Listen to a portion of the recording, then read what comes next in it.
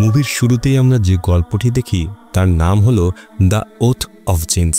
আমাদের জানানো হয় জিন আসলে এমন কিছু প্রাণী যারা আরেকটি জগতে থাকে। তারা কোনো আত্মা নয়, দানবও নয়, একেবারে আলাদা এক জাতি যাদের মানুষ পুরোপুরি বুঝতে পারে না। এরপর দেখা যায় একজন বৃদ্ধ মানুষের কবর, যিনি সদ্য মারা গেছেন। গ্রামে একটা গুজব ছিল এই মানুষটিকে নাকি এক অভিশপ্ত জিন হত্যা করেছে। ফিউনারেলের সময় আমরা দেখি তার ছেলে মুসা, মুসার স্ত্রী মারিয়াম এবং তাদের মেয়ে সালিম। যেহেতু মুসার বাবা মারা গেছেন, তার মা এখন গ্রামে একা, সুতরাং মুসাকে এখন নিজের অসুস্থ মায়ের যত্ন নিতে হবে। কিন্তু সমস্যা হলো মুসা শহরে থাকে, তার কাছে কোনো উপায় থাকে না। তাই পরিবার নিয়ে স্থায়ীভাবে গ্রামে চলে আসে মাকে দেখাশোনা করার জন্য।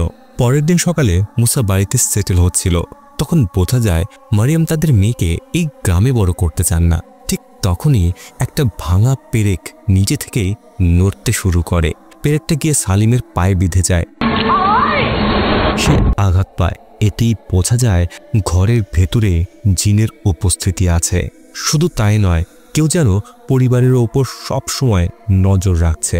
পরদিন মারিয়াম কাজ করছিল, হঠাৎ তার মনে হয় পেছনে মুসা দাঁড়িয়ে আছে, কিন্তু পেছনে ঘুরতেই দেখে সেখানে কেউ নেই।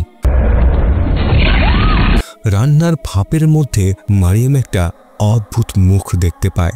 এতে সে ভয়ে কাঁপতে থাকে। মুসা তাকে শান্ত করে। মারিয়াম জিজ্ঞেস করে, এই বাড়িতে কি অদ্ভুত কিছু আছে? মুসা বলে সে এসব ব্যাপারে কিছুই জানে না।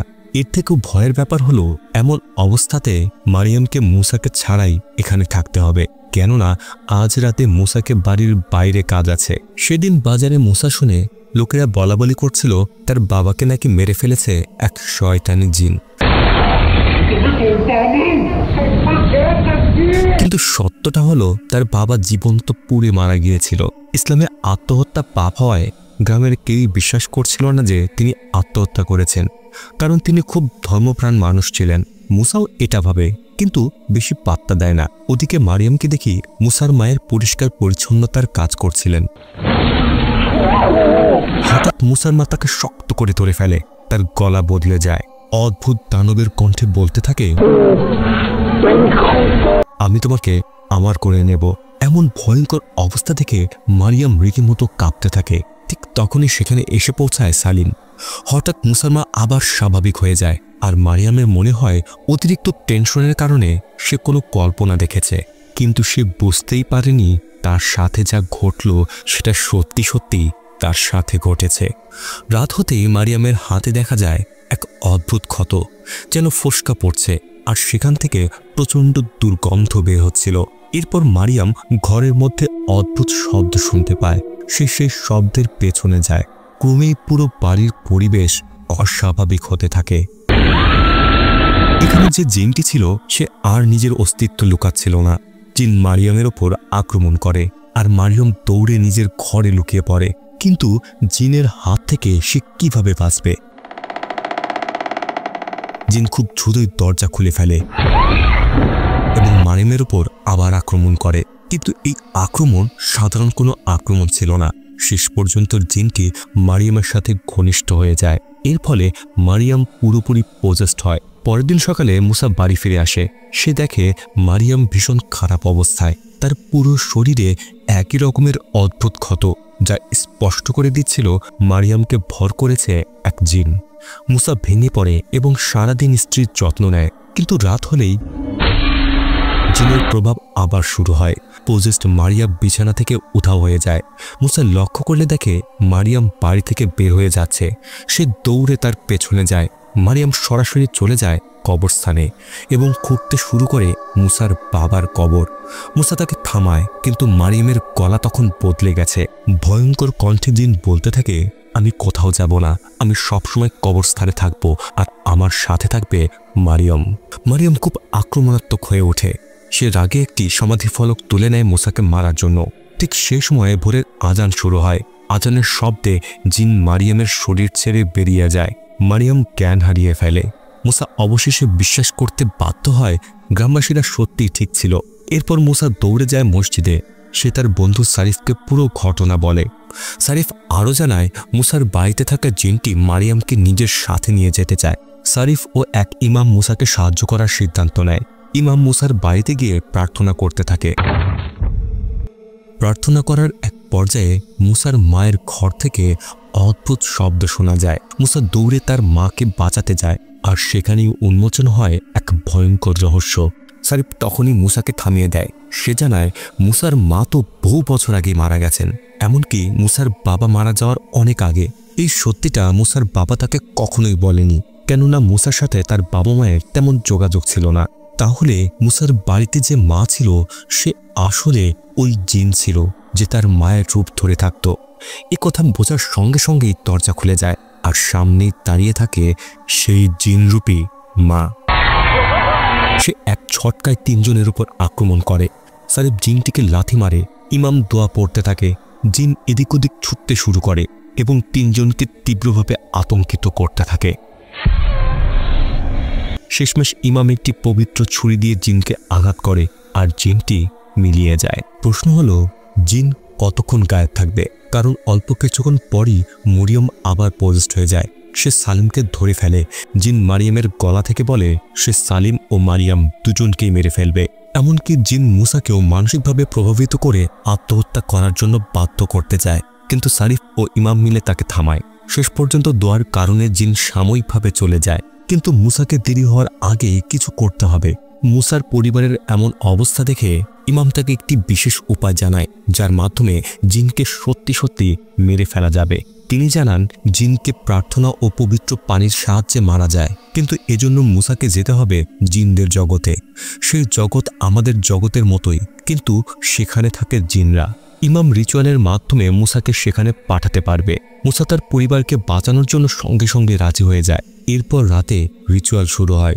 মুসা তার স্ত্রীকে ঘিরে চালের বৃত্ত তৈরি করে, যাতে জিন মারিয়ামকে আর পজেস্ট করতে না পারে। তারপর ইমাম ও সারিফ মুসাকে শুইয়ে দেয় একটি কবরের ভেতর। তার ওপর কাফনের কাপড় দিয়ে প্রার্থনা শুরু করা হয়। এর ফলে মুসা পৌঁছে যায় জিনদের জগতে। তার সঙ্গে আছে পবিত্র পানি, কিন্তু সূর্য ওঠার আগেই জিনকে মারতে হবে, তা না হলে আর কখনোই বাস্তব জগতে ফিরতে পারবে না মুসা। এছাড়া তাকে অন্য জিন থেকেও সাবধানে থাকতে হবে, কারণ সব জিনই তাকে আক্রমণ করতে পারে। জিনের জগতে মুসা বাড়ির দিকে এগোতে থাকে। রাস্তায় সে শত শত জিনকে দেখে, তবুও সে কোনো না কোনোভাবে নিজের বাড়িতে ঢুকে পড়ে, যেখানে ঘুরে বেড়াচ্ছিল এক অভিশপ্ত জিন। মুসা চ্যালেঞ্জ ছুড়ে দেয় লড়াইয়ের, এবং শুরু হয় তীব্র যুদ্ধ। বেশ কিছুক্ষণ ধরে লড়াই চলে। দেখা যায় জিন জিততে চলেছে, এমনকি তাদের লড়াইয়ের প্রভাব বাস্তব পৃথিবীতেও পড়ছিল। মনে হচ্ছিল জিনিসপত্র নিজে থেকেই পড়ে ভেঙে যাচ্ছে। এ সময় মারিয়ামের আত্মা তাকে সাহায্য করতে আসে, কারণ তার আত্মাও জিনদের জগতে আটকে ছিল। মারিয়ামকে দেখে জিনের মনোযোগ সরে যায়। এই সুযোগে মুসা বোতল ভর্তি পানির জিনের মুখে ঢুকিয়ে দেয়। সাথে সাথে জিন আগুনে পুড়ে ছাই হয়ে যায়। এখন ভোর হতে চলেছে। মুসা দৌড়াতে থাকে নিজের দেহের কাছে ফেরার জন্য, কিন্তু রাস্তায় থাকা সব জিন তাকে দেখে ফেলে। স্বাভাবিকভাবেই তারা চায় না কোনো মানুষ তাদের জগতে প্রবেশ করুক, যেমন মানুষও চায় না জিন এসে মানুষকে বিরক্ত করুক। তাই সব জিন একত্রে তাড়া করতে থাকে মুসাকে। মুসা প্রাণপণে দৌড়াতে থাকে। অবশেষে সে নিজের কবরের কাছে পৌঁছায়, কিন্তু শেষ মুহূর্তে জিনরা তাকে ধরে ফেলে। মুসা বুঝে যায় সে আর বাঁচবে না। ভোর হয়ে যায় এবং মুসা চিরতরে থেকে যায় জিনদের জগতে। মুসার কারণে মারিয়াম সুস্থ হয়ে ওঠে। সে তার মেয়ের যত্ন নিতে পারে। মুসার বাস্তব দেহকে দাফন করা হয়। কিছুদিন পর মারিয়াম তার মেয়েকে নিয়ে ফিরে যায় শহরে। একদিন হঠাৎ মারিয়াম দেখতে পায় মুসা বাইরে দাঁড়িয়ে আছে। সে আনন্দে বাইরে ছুটে আসে। এ সময় তার মেয়ে এসে বলে, এখানে কি করছো মা? তখন সে আবার তাকিয়ে দেখে সেখানে কেউ নেই। অবাক করার বিষয় হলো সেখানে সত্যি মুসা দাঁড়িয়েছিল, কিন্তু সে ছিল জিনদের জগতে। আর তার থেকেও অদ্ভুত ব্যাপার হলো মারিয়াম এখন গর্ভবতী। আপনাদের হয়তো মনে আছে জিন মারিয়ামের সঙ্গে কি করেছিল। এর অর্থ হলো মারিয়ামের পেটে যে রয়েছে সে হয়তো একটি জিন। এরপর আসে দ্বিতীয় গল্প, যার নাম হলো মিরাকেল। গল্প শুরু হয় একটি ফিউনারেল দিয়ে, যেখানে চাকত নামের এক ব্যক্তি আসে এবং পাগলের মতো ফিউনারেলে উপস্থিত লোকজনদেরকে মেরে ফেলে। এরপর সে আত্মহত্যা করে। কিন্তু কেন? এটা জানতে হলে আমাদেরকে বেশ কিছুদিন আগের ঘটনায় যেতে হবে। একটি চার্চ, যেখানে আমরা চাতকের পুরো পরিবারকে দেখি। চাতকের স্ত্রী পান্না, তার মা মালবা এবং তাদের নবজাতক মেয়ে। সেদিন চার্চে প্রিস্টের সামনে দাঁড়িয়ে চাকত কাঁদছিল। কেন কাঁদছিল সেটা পরে জানা যাবে। হঠাৎ দৃশ্য বদলে যায়। চাকর তার বাড়িতে পৌঁছে দেখে তার স্ত্রী নেই। মালবারও জানে না পান্না কোথায়। আবার দৃশ্য বদলে যায়, এবার একটি মর্গে, যেখানে পান্নার মৃতদেহ পড়ে আছে। এখন পর্যন্ত যত দৃশ্য আমরা দেখলাম সবই সত্যি ছিল না, এসব ঘটছিল চাতকের মাথার ভেতরে। কিন্তু কেন তা হচ্ছিল এটা গল্পের শেষে জানা যাবে। আসল গল্প শুরু এখান থেকেই। পান্না মারা গেছে এবং চাকত এটা বিশ্বাস করতে পারছে না। সে ঈশ্বরকে দোষ দিতে থাকে, কারণ সে ঈশ্বরকে মানত। সে ঈশ্বরের কাছে কাকুতি মিনতি করে, দয়া করে আমার স্ত্রীকে বাঁচিয়ে দাও। সে অনেকক্ষণ ধরে প্রার্থনা করতে থাকে, কিন্তু ঈশ্বর নয়, তার প্রার্থনা অন্য কেউ শুনে ফেলে। হঠাৎ একটা পোকা এসে পান্নার মুখে বসে। চাকত সেটা দেখতে পায়। পোকাটা সরাতে গেলে সেটা অদৃশ্য হয়ে যায় আর আলো নিভু নিভু হতে শুরু করে। এরপর দৃশ্য আসে শেষকৃত্যে। বাস্তবে চাকত কাউকে খুন করেনি, কিন্তু যেহেতু ঈশ্বর তার স্ত্রীকে বাঁচালেন না, সে রাগে হোলি বাইবেল ফেলে দিয়ে পা দিয়ে সেটিকে অসম্মান করতে থাকে। এই সময় হঠাৎ কবরের ভেতর খটখট শব্দ শুরু হয়। সবাই ভয়ে চমকে ওঠে। চাকতের চোখ স্থির হয়ে যায়, কারণ কফিন খুলতে সে দেখে তার স্ত্রী জীবিত। এই জন্য এক অলৌকিক ঘটনা, একটা মিরাকেল। ডাক্তাররা পরীক্ষা করে দেখে পান্না পুরোপুরি স্বাভাবিক। কেউ জানে না এটা কিভাবে সম্ভব হলো। এরপর রাতে চাকত ঘুমাচ্ছিল, তখন পান্না অদ্ভুত ভঙ্গিতে তার ওপরে আসে। কিছুটা রোমান্সের পর হঠাৎ সে একটি শয়তানের রূপ নেয়। সে বলে সব চমৎকার ঈশ্বরের তরফ থেকে আসে না। চাকত ভয়ে ঘুম থেকে ওঠে, অর্থাৎ সবটাই ছিল একটি দুঃস্বপ্ন। পরের দিন সকালে মালবার ডিম খাচ্ছিল। হঠাৎ তার গলায় ব্যথা হয়, তারপর বমি। তার গলায় কিছু আটকে ছিল। হাত ঢুকিয়ে সে সেটা বের করে এবং দেখে সেটা একটি কালো সাপ। আতঙ্কে তার প্রাণ যেন বেরিয়ে আসছিল, কিন্তু চাকতের সেখানে কিছুই ছিল না। এসব দেখে মালবা বোঝা যায় কিছু একটা খুব অস্বাভাবিক ঘটেছে। সেই রাতে সে সিদ্ধান্ত নেয় তার নাতনিকে নিজের ঘরে রাখবে, কারণ তার মনে হচ্ছিল পান্না আর আগের পান্না নেই। অন্যদিকে পান্না তার আসল রূপও দেখাতে শুরু করে। রাতে তার হাত সাপের মতো হয়ে যায়। তারপর পান্না মালবার ঘরে গিয়ে খুবই অশুভ ভঙ্গিতে বাচ্চাকে দুধ খাওয়াতে শুরু করে। মালবা সব দেখে ফেলে এবং নিশ্চিত হয় পান্না আসলে কোনো এক শয়তান। পরের দিন খাবারের সময় হঠাৎ করে চার্চের ফাদার এসে হাজির হয়, যাকে মালবা ডেকেছিল। বাড়িতে কি হচ্ছে ফাদার সবই জানত। মূলত তার উদ্দেশ্য ছিল পান্নার ভেতরে থাকা শয়তানটিকে প্রকাশে আনা। সবকিছু স্বাভাবিকই চলছিল। খাবারের আগে ফাদার বলে, চলো প্রার্থনা করি, এবং সে বিশেষভাবে পান্নাকে প্রার্থনা শুরু করতে বলে। এখন সেই শয়তান কি করবে? পান্না সবার হাত ধরে, সবাই প্রার্থনা শুরু করে, কিন্তু ফাদারের নিঃশ্বাস বন্ধ হয়ে আসে, কারণ শয়তানটি যীশুখ্রিস্টের নাম উচ্চারণ করে প্রার্থনা পড়তে থাকে। এতে বোঝা যায় এই শয়তান অস্বাভাবিকভাবে শক্তিশালী। প্রার্থনা শেষ হতেই হঠাৎ সব অন্ধকার হয়ে যায়। ফাদার, মালবা এবং চাকত পৌঁছে যায় এক কালো দুনিয়ায়। সেখানে মালবা কিছুই শুনতে পাচ্ছিল না, তার হাত টেবিলের সঙ্গে আটকে গিয়েছিল। ফাদারের চোখ শয়তান সেলাই করে দিয়েছিল এবং চাকতের মুখও আটকে ছিল। এরপর শয়তানটি মালবার পেট ছিঁড়ে ফেলে এবং সেখান থেকে বেরিয়ে আসে একটি শিশু। পেট ফেটে গেল, মালবা তখনও জীবিত ছিল, কিন্তু সেই শিশু ধীরে ধীরে রূপ নেয় পান্নার, যার জিহ্বা ছিল সাপের মতো।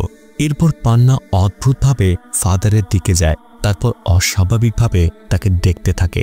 একইভাবে সে চাকতের সামনে আসে এবং বলতে শুরু করে, অবশেষে তুমি তোমার স্ত্রীকে ফিরে পেয়েছ, কারণ তোমার প্রার্থনা ঈশ্বর নয়, শয়তান শুনেছে। তারপরে শয়তানটি চাতককে গিলে ফেলে। হঠাৎ চাতক আবার ফিরে আসে মর্গে, তার স্ত্রীর মৃতদেহের সামনে। এক মুহূর্তের জন্য মনে হয় যা কিছু ঘটল সবই চাতকের একটি স্বপ্ন।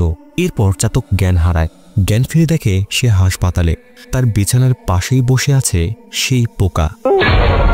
পোকাটার রূপ বদলেই ক্রমে তার স্ত্রী পান্না রূপ নেয়। এবার সেই শয়তানটি চাতককে অতীত দেখাতে শুরু করে। আসলে কি ঘটেছিল? অনেকগুলো গুন্ডা পান্নার সাথে জোর জবরদস্তি করছিল, আর চাতক কিছুই করতে পারেনি। পান্না মারা গিয়েছিল, কিন্তু এর সূত্রপাত হয়েছিল চাতককেই ঘিরে। চাতক লটারি জিতেছিল, আর সেই টাকা দখল করার জন্য তার পরিবারকে টার্গেট করেছিল অনেকগুলো সন্ত্রাসী। পান্নার মৃত্যুর আগে তাদের পরিবারের অবস্থা খুব একটা ভালো ছিল না। এই কারণে গল্পের শুরুতে চাতক ফাদারের সামনে কাঁদছিল এবং এই কারণে পান্নার ফিরে আসার পরও চাকর তার সাথে ঠিকমতো কথা বলতে পারছিল না। এখন সে শয়তানটি চাতককে বলে, যদি তুমি তোমার আত্মাকে আমাকে দাও তাহলে আমি পান্নার আত্মাকে ছেড়ে দেব। এই কথা শুনে চাতক হতাশায় হাসপাতালে আত্মহত্যা করে। এরপর আবার দৃশ্য আসে পান্নার শেষকৃত্যে। এবার চাকর সেই বাইবেলটি নিচে না ফেলে বরং ঈশ্বরের কাছে ক্ষমা চাচ্ছিল এবং মালবা ছুটে আসে তার ছেলেকে সান্ত্বনা দিতে।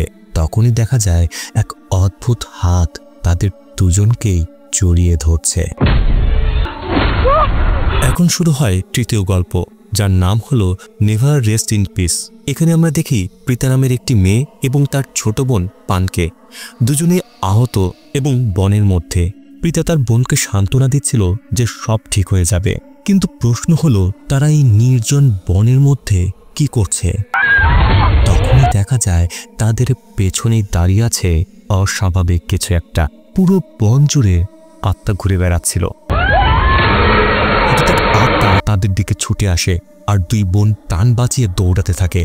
দৌড়াতে দৌড়াতে তারা নানা অদ্ভুত শব্দ শুনছিল, আর এর মাঝে তারা শুনতে পাচ্ছিল কোন এক অদ্ভুত কণ্ঠ বলছে, তোমরা দুই বোন ইতিমধ্যেই মরে গেছো, এটা আত্মাদের দুনিয়া। এই কথা শুনে প্রীতাও ভয় পেয়ে যায়। তখনই তার চোখের সামনে এক শয়তানি আত্মা এসে পনকে নিয়ে চলে যায়। দুই বোন আলাদা হয়ে যায় আর দৃশ্য বদলে যায় গ্রে এবং কুলের দিকে। এই দুজনেই সেই গুন্ডা যাদের হাত থেকে পালাতে পালাতেই দুই বোন এই বনে এসে পৌঁছেছে। বনের ভেতর আসার পর কুলের কাছেও পরিবেশটি অদ্ভুত লাগতে শুরু করে। হঠাৎ গ্রের সামনে একটি আত্মা দেখা দেয়। সেই আত্মার উপরে গ্রে গুলি চালায়, কিন্তু গুলি গিয়ে লাগে কুলের মাথায় এবং কুল সেখানেই মারা যায়। ওদিকে পিতা অনেকক্ষণ পর পনকে খুঁজে পায়। সে পনকে জিজ্ঞেস করে, তুমি কোথায় ছিলে? পন বলে একটা কণ্ঠ তাকে ডাকছিল। সে জানে না ওই কণ্ঠটা কি, তবে শুধু পনই ওই আওয়াজটি শুনতে পাচ্ছিল, প্রীতা নয়। ঠিক তখনই গ্রে এসে দুই বোনকে লক্ষ্য করে গুলি চালায়। দুজন আবার দৌড়াতে থাকে প্রাণ বাঁচিয়ে এবং সৌভাগ্যক্রমে এক রাস্তায় পৌঁছে যায়। কিন্তু সবকিছু এত সহজ ছিল না, কারণ প্রীতা গবিবিদ্ধ হয়েছিল। সে আর দৌড়াতে পারছিল না, আর তাই পনকে বলে একাই দৌড়ে পালাতে। অবশ্যই পন রাজি ছিল না, কিন্তু উপায়ও নেই, কারণ না পালালে গ্রে দুজনকে ধরে ফেলবে। প্রীতা গ্রের সঙ্গে লড়াইয়ে জড়িয়ে পড়ে এবং পনকে পালাতে সাহায্য করে। এই লড়াইয়ে দুজনেই আহত হয়। ঠিক তখনই এক শয়তানি আত্মা হাজির হয় এবং প্রীতার রূপ ধারণ করে। আত্মা প্রীতার মতোই আচরণ করছিল, কিন্তু গ্রে আত্মাকে প্রীতা ভাবে। তার গলা ধারালো অস্ত্র দিয়ে বারবার আঘাত করে। এতে আত্মা রেগে যায়। এরপর সে ভয়ঙ্কর রূপ ধারণ করে গ্রেকে মেরে ফেলে। পাশে আসল প্রীতা পড়েছিল। সে দূরে পনকে কাঁদতে দেখে। পন দৌড়ে এসে প্রীতাকে জড়িয়ে ধরে এবং দুই বোন আবার মিলিত হয়। এখানে আসল সত্য উন্মোচন হয়। রাস্তায় এক অ্যাম্বুলেন্স ছিল। ডাক্তাররা কয়েকটি মেয়েকে জীবিত করার চেষ্টা করছিল, আর সেই মেয়েরা ছিল প্রীতা ও পন। জানা যায় গ্রে ও কুল দুই বোনকে অপহরণ করেছিল, কিন্তু তাদের গাড়ির দুর্ঘটনা হয়ে যায়। চারজনে এখন কোমায় এবং তাদের আত্মাগুলো এই আত্মাদের জগতে আটকে পড়ে। প্রীতা বুঝে যায় পন যে আওয়াজ শুনছিল তা আসলে ডাক্তারদের কণ্ঠ এবং শুধু পনে জীবিত ফিরে যেতে পারে। শেষে প্রীতা জোর করে পনকে বাস্তব জগতে ফিরিয়ে দেয়। গ্রে, কুল ও প্রীতা তিনজনই মারা যায়। পনের জ্ঞান ফেরে, কিন্তু যখন সে তার বোনকে মৃত অবস্থায় দেখে তখন তার আর বাঁচার ইচ্ছা থাকে না এবং সে নিজের প্রাণ ছেড়ে দেয়। এরপরে আমরা দেখি পনের আত্মা এসে প্রীতার আত্মার সঙ্গে মিলিত হয় এবং দুই বোন চিরদিনের জন্য বনের সে আত্মিক জগতে একসাথে ঘুরে বেড়ায়। এবার চতুর্থ গল্প, যার নাম হলো লিটল পিপল গ্রেভিয়ার্ড। এই গল্পটির শুরুতে বাচ্চারা খেলাধুলা করছিল এবং রাত হলে সবাই এক জায়গায় একত্রিত হয়, কারণ সেদিন ওদের মধ্যে একটি মেয়ের জন্মদিন ছিল। সেই মেয়েটি অনেক উপহার পেয়েছিল, আর তার মধ্যে সবচেয়ে ভালো উপহার ছিল একটি পুতুল, যা তার এক বন্ধু তাকে দিয়েছিল। ওই পুতুল থেকে গান বাজত। মেয়েটির খুব ভালো লাগতো এই পুতুলটি এবং সে সকাল সন্ধ্যা পুতুল নিয়েই খেলতো। কিন্তু একদিন রাতে হঠাৎ করে ওই পুতুলের শব্দ বদলে যায়। এখন সেটা গান না বাজিয়ে চিৎকারের মতো শব্দ করতে থাকে। ভয় পেয়ে মেয়েটি পুতুলটিকে দূরে ছুঁড়ে ফেলে ঘুমিয়ে পড়ে, কিন্তু সে শব্দ এবার তার স্বপ্নে শুনতে থাকে, আর চোখ খুলতে দেখে পুতুলটি তার সামনে রাখা। এটা দেখে সে খুব ভয় পেয়ে যায়। তখনই সে পুতুলটিকে আলমারিতে তালা দিতে চায়, কিন্তু আলমারির দরজা বন্ধই হয় না এবং শব্দ আরও জোরে জোরে বাজতে থাকে। তাই মেয়েটি পুতুলটিকে তুলে সরাসরি জানলা দিয়ে বাইরে ছুঁড়ে ফেলে দেয়। পরের দিন মেয়েটি সেই ছেলেটির কাছে যায় যে পুতুলটি উপহার দিয়েছিল। তখন জানা যায় সে পুতুলটি পেয়েছে কাছের কবরস্থানে, যেখানে সেটি পড়েছিল। এরপর সবাই মিলে কবরস্থানে গিয়ে সেই জায়গা খুঁজতে থাকে যেখান থেকে পুতুলটি তোলা হয়েছিল, কিন্তু সেখানে শুধু সেই পুতুলই নয়, আরও অনেক খেলনা পড়েছিল। তারা এগুলো দেখছিল, হঠাৎ তাদের সামনে একটি লাশ এসে পড়ে, যা ছিল এক মৃত মেয়ের দেহ। কিন্তু সপ্তাহ আগে এক লোক এই মেয়েটিকে নৃশংসভাবে খুন করেছিল। সবাই পুতুলটি সেখানেই রেখে ঘরে ফিরে আসে, কিন্তু পুতুলটির অভিশাপ কাউকে ছাড়ে না। সেই মৃত মেয়েটির আত্মা এখন গ্রামের লোকদের সামনে দেখা দিতে শুরু করে, আর কয়েকজন গ্রামবাসীও নিখোঁজ হয়ে যায়। এরপর সবাই সৃষ্টিকর্তার কাছে প্রার্থনা করে এবং ওই শিশুর কবরের সামনে বিভিন্ন জিনিস রাখতে থাকে। এতে আত্মার আতঙ্ক কিছুটা কমে। কিন্তু একই রাতে মেয়েটির স্বপ্নে আবার পুতুল আসে এবং এবার পুতুলটি বলে দেয় সেই খুনির পরিচয়। পরের দিন বাচ্চারা আবার কবরস্থানে যায়। একটু খোঁজাখুঁজির পর তারা একজন লোককে দেখতে পায় যে সেখান দিয়ে যাচ্ছিল। তার চেহারা দেখে বাচ্চাদের মনে পড়ে গত রাতের স্বপ্নে পুতুল ওই লোকের কথাই বলছিল। এটা বুঝে বাচ্চারা তাকে তাড়াতে শুরু করে। এতে লোকটির সন্দেহ হয় যে তার অপরাধ ফাঁস হয়ে গেছে, তাই সে এই বাচ্চাদেরকেও মেরে ফেলতে চায়। ঠিক তখনই মৃত মেয়েটির আত্মা এসে হাজির হয়। সে ধারালো তার দিয়ে লোকটির পুরো শরীর বেঁধে ফেলে, আর আস্তে আস্তে তা আরও শক্ত হতে থাকে। মেয়েটিকে ঠিক যেভাবে মারা হয়েছিল সেই একইভাবে লোকটিকে হত্যা করা হয়। এরপর সবাই সেই মৃত মেয়েটির কবরের সামনে গিয়ে তার শান্তির জন্য দোয়া করে। সবাই ভাবছিল এখন সব কিছু শেষ। ঠিক তখনই মেয়েটির ছবির কাঁচ ভেঙে যায় এবং তারা তার কণ্ঠ শুনতে পায়। কবর থেকে একটি হাত বেরিয়ে আসে এবং এখানেই আসে গল্পের আসল টুইস্ট। যে ছেলেটি তার বান্ধবীকে পুতুলটি উপহার দিয়েছিল সে পুতুলটি কবরে পড়ে থাকতে পায়নি। যখন সে পুতুলটি প্রথম দেখেছিল তখন আসলে ওই মৃত মেয়েটি জীবিত অবস্থায় ছিল, যে দৌড়ে পালাচ্ছিল এবং সাহায্য চাচ্ছিল। ছেলেটির কাছে সাহায্যের জন্য চিৎকার করেছিল, কিন্তু ছেলেটি এতটাই ভয় পেয়েছিল যে সে শুধু দেখছিল লোকটি কিভাবে মেয়েটিকে নির্দয়ভাবে হত্যা করছে। কেননা লোকটি ছেলেটিকে হুমকি দিয়েছিল যে যদি সে কথা বলে তবে তাকেও মেরে ফেলবে। তাই ছেলেটি কাউকে কিছুই বলেনি। অর্থাৎ মৃত মেয়েটির প্রতিশোধ তখনও পুরো হয়নি। এবার পালা সেই ছেলেটির।